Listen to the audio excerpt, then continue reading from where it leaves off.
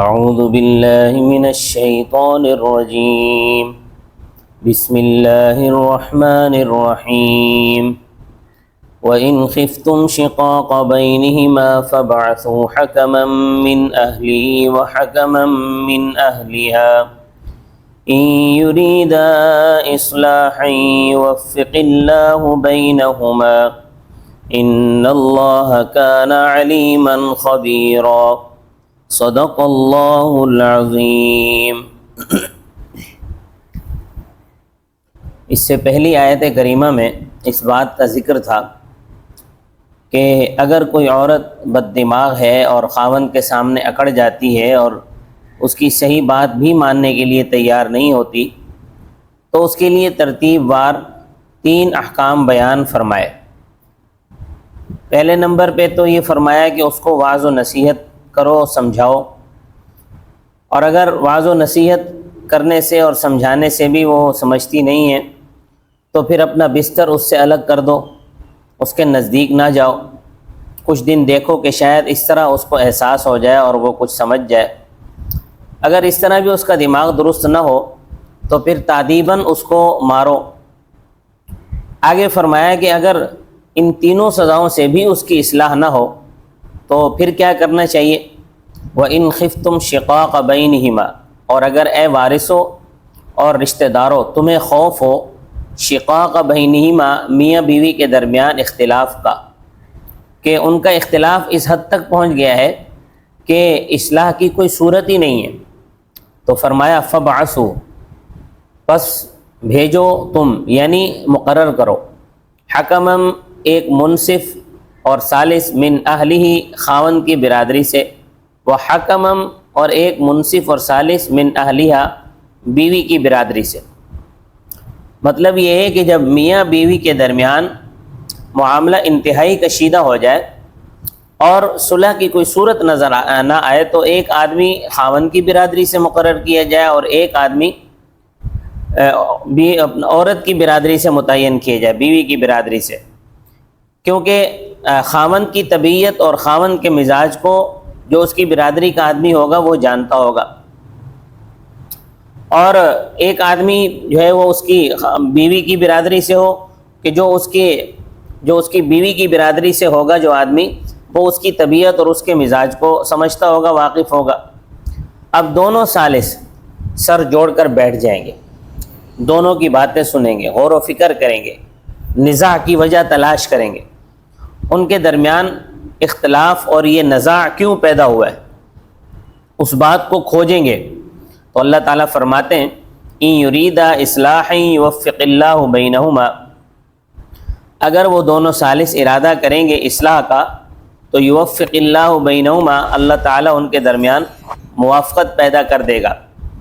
اس کی صورت یہ ہوگی کہ جس کی غلطی ہو اس سے وہ کہیں کہ تمہاری غلطی ہے، تمہاری زیادتی ہے، اور اس کو بھی اپنی غلطی تسلیم کر لینی چاہیے، کیونکہ غلطی تسلیم کرنا ہی انسان کی سب سے بڑی شرافت ہے۔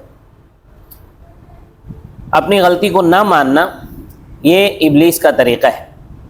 دیکھو قرآن پاک میں ہے کہ اللہ تعالیٰ نے آدم علیہ السلام اور حضرت حوا علیہ السلام کو بہشت میں ٹھہرنے کا حکم دیا، اور ساتھ میں یہ بھی فرمایا لا تقربا هذه الشجرہ، کہ اس درخت کے قریب نہ جانا۔ اب وہ درخت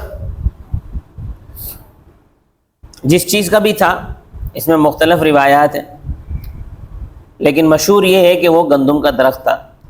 تو دنیا میں تو گندم کے پودے ہوتے ہیں، بہشت میں گندم کا درخت ہوگا، تو فرمایا کہ اس درخت کے قریب نہ جانا، اگر گئے تو فتکونا من الظالمین، پر تم ظالموں میں سے ہو جاؤ گے۔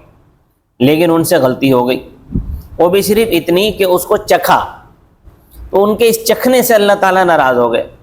اللہ نے فرمایا میں نے تمہیں منع کیا تھا کہ اس درخت کے قریب نہ جانا، پھر تم نے ایسا کیوں کیا؟ اب اس موقع پر اگر حضرت آدم علیہ السلام کو ظاہری بہانے بنانا چاہتے تو بنا سکتے تھے، کوئی مسئلہ نہیں تھا۔ وہ کہہ سکتے تھے کہ پروردگار، شیطان نے قسمیں کھا کر مجھے جو ہے وہ کہا کہ اس سے کچھ نہیں ہوگا، ہمارے ساتھ دھوکہ کیا۔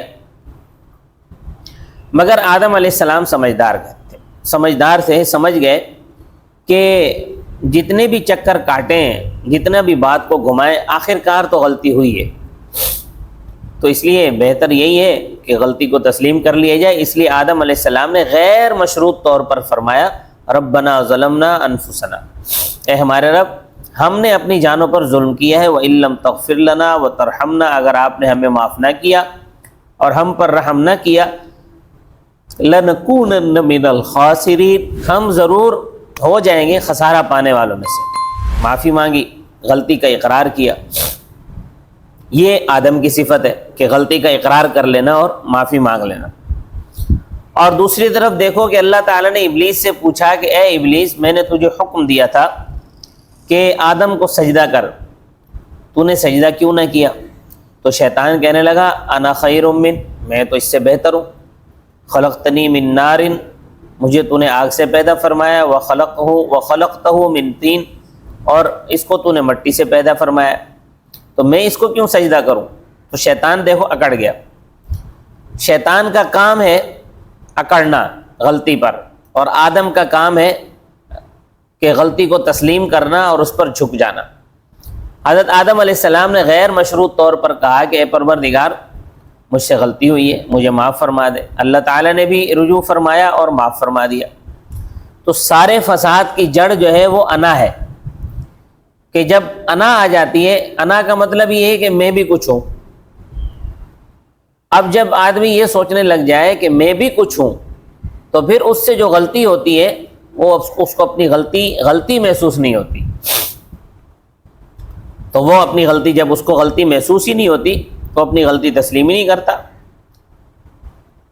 اور جب وہ اپنی غلطی تسلیم نہیں کرے گا، دونوں فریقوں میں سے کوئی ایک، تو معاملہ بڑھے گا، معاملہ طول پکڑے گا، کیونکہ غلطی کو جائز ثابت کرنے کے لیے پھر ایک دلائل کا سلسلہ شروع ہوگا، پھر جو ہے اس پر دلائل دیے جائیں گے، تو اس طرح جو ہے پھر معاملہ کوئی حل نہیں ہو سکتا۔ تو اللہ تعالیٰ نے یہ بات سمجھا دی ہے کہ اگر یہ جو ثالثین ہیں، جو ایک جو ہے وہ خاوند کے برادری سے ہے اور ایک عورت کی برادری سے ہے، بیوی کی برادری سے، اگر ان کی نیت درست ہوگی تو اللہ تعالیٰ خود موافقت پیدا فرما دے گا۔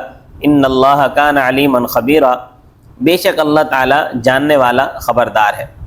لہٰذا اللہ تعالیٰ جاننے والا ہے، خبردار ہے، اس نے جو احکام اپنے بندوں کے لیے جاری فرمائے ہیں حق ہیں اور صحیح ہیں، لہٰذا ان کو ماننا ضروری ہے۔ اللہ تبارک و تعالیٰ مجھے اور آپ کو عمل کی توفیق عطا فرمائے۔